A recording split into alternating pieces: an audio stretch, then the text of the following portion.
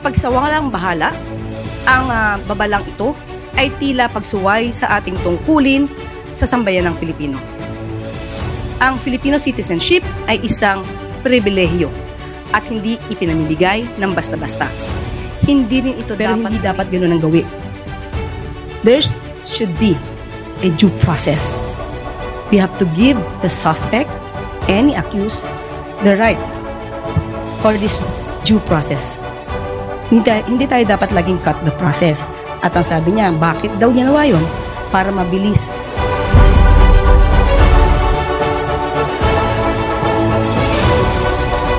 Konsultasyon para sa legal na mga concerns. Handang-handa na po ang ating abogado ng bayan na sagutin ang inyong mga katanungan.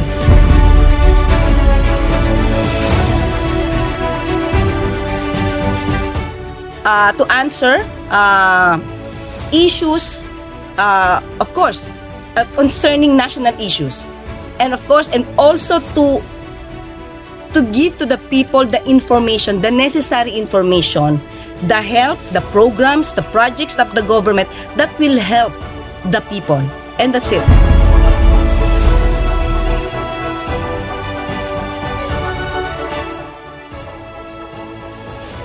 Clear. So, abangan na lang natin ang susunod na mangyayari. Hanggang sa muli, magkita't magkarinigan tayo. Ako pa sa Tony Claire Castro, nagpapalalang, magtulugan ng inyong karapatan.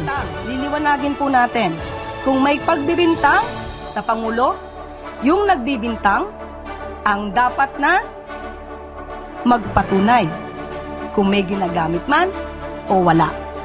Hindi po pwedeng gumawa ng kwento